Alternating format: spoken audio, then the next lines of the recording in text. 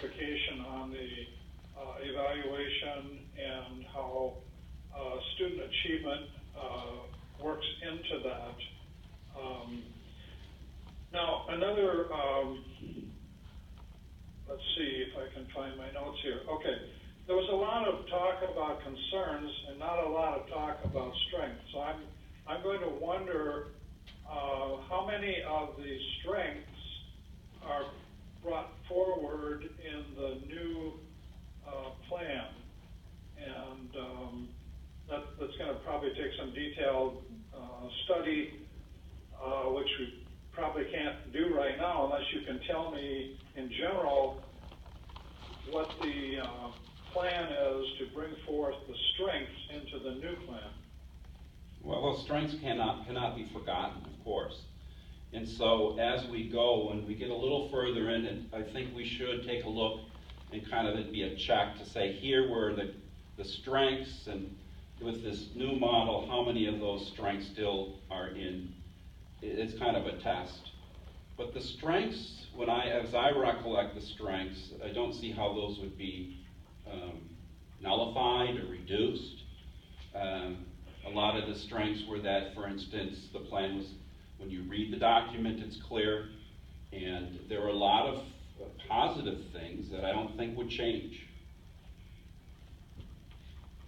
But I understand where you're coming from. In my conversation with Russ, we talked about the professional impact credits, and part of that, within that potpourri of credit possibilities, there was CLS.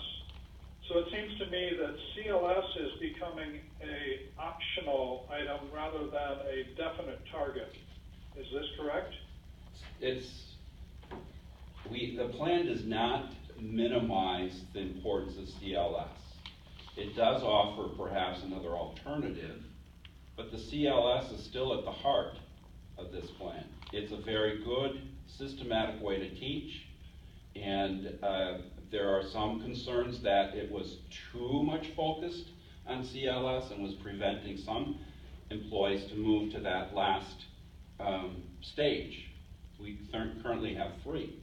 So the thought was that that was a barrier to some other teacher that might find some other ways that are as comparable as the CLS. So I don't think the message wanted to be sent that that is still not going to be a vital part of this plan.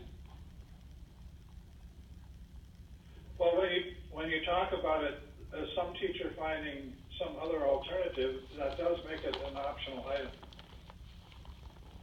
That's true. Yeah. But the other points that they're going to earn are not going to be just, here you go, hand them out. They should be as strenuous and as demanding as CLS.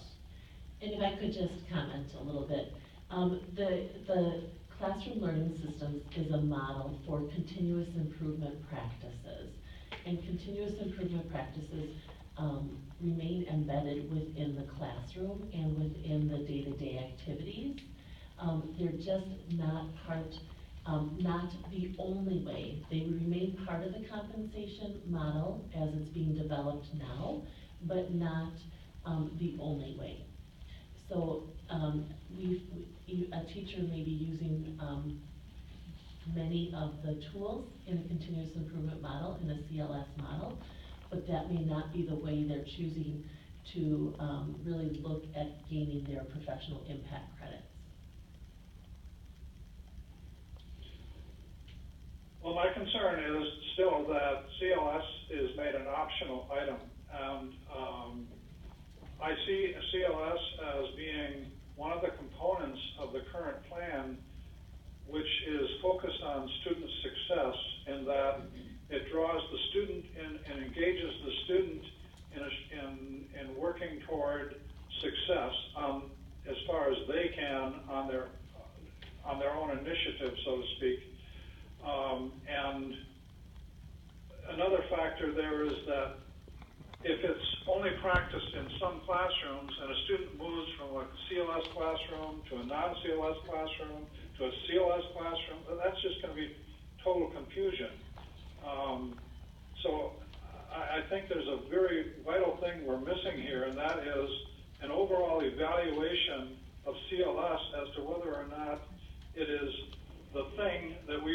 to do across the board, or is just something that's optional?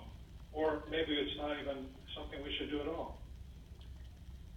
So I guess that's a question back to the team and to us. Obviously that's, I would guess many of us are having that same thoughts in our head. Are we going to be evaluating CLS, and will we hear that by January 22nd? So that would be a curriculum evaluation process as well. And so that is not on the curriculum docket by January 22nd. Okay. So evaluating the impact of CLS is not on our radar for this year. But we can add that. In your spare time? Not this year, but down the road, I will gladly. And I would look at the broad practice of continuous improvement. There's a long history of that in education. But I understand one important component that Mr. Schmiggy brought up is a consistent vocabulary across the board, and that common language that would exist classroom to classroom. And I agree that is important to identify. I think the strength of, I've seen it in a few classrooms lately. What strikes me is it's systematic. It uses sound teaching methods and those kinds of things, and it's systematic. So that provides structure. And as you know, with any kind of system that's tried and true, and it's a good process that's been tested, you're going to have good outcomes. Right, but then it would go back to the question of every student learns differently, and how does that actually impact the one student?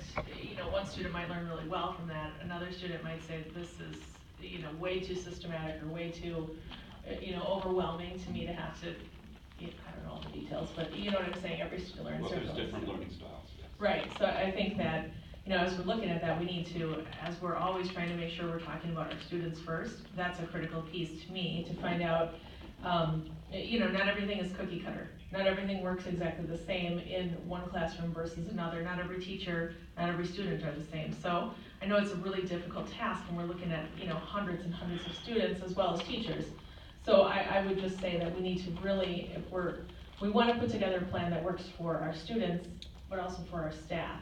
So it's critical, I think, that we are on the same page. I agree with continuous improvement. That's obviously something that we all have to live with every single day in our own jobs. We're all continually evaluating ourselves as well as our processes. So that's an important piece. I think in what I'm hearing, CLS is a methodology on how you get there, but there are probably hundreds of other methodologies on how you get there as well. So I like to see us examine more of this as opposed to just jamming down our throats one particular method that might not work for everyone, or might not even work for half of our students or half of our teachers. So I think this is a bigger can of worms than potentially just looking at this piece of it and saying we're going to be done by January 22nd, probably not realistic. But I realize that this just opens up a much larger can of worms. Probably 5 more committees will need to study. Well, Can I address the CLS thing? Because the teachers talked about this quite a bit. And I think really the understanding that we came to is that although CLS was working very well for some teachers, working really well in some classrooms, that it wasn't working in all classrooms. And there's certain populations of students that it wasn't working with, and there are different teaching styles, and this idea of every student having the exact same experience in every single classroom wasn't necessarily working. And so we had a compensation plan that was rewarding one type of teaching style instead of all successful teaching styles. So we have a situation, for instance, at McLean, where they get the highest test scores in the county, and yet there's not a single CLS model classroom teacher in that building that year, which tells you there are other ways to be a great teacher.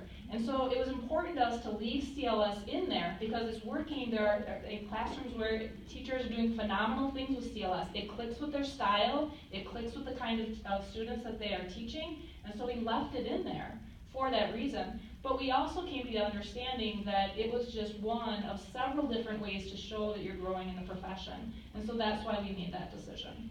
If I may, point of order, not getting off the subject of the framework per se, and whether or not. Yeah, thank you. Tanya, well, just one other question is, we heard the concerns, like 90 concerns or whatever with the previous plan. Why do you think this particular one will work? You know, from your staff, parent, kids in school, whatever perspective, why does this one seem? When we went through the very large list of concerns, we started to pick out themes that kept coming up over and over again. And one of the themes was that it didn't reward experience, and that teachers felt that we were losing some of our experienced teachers because once you got to a certain point in the pay scale, there was no more movement here. But if you went to another school district, you could move. And that was something that we definitely wanted to address.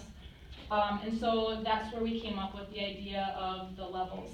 Another thing that came out very clearly in the concerns as a general theme was that not all teachers could fit in that salary framework. So in terms of if you worked with a special ed population or an at-risk population, there weren't as many opportunities. And so that's why we tried to make, okay, how do we do this so there's multiple ways to advance? How do we do this to recognize great teaching in all kinds of different avenues with all kinds of different students?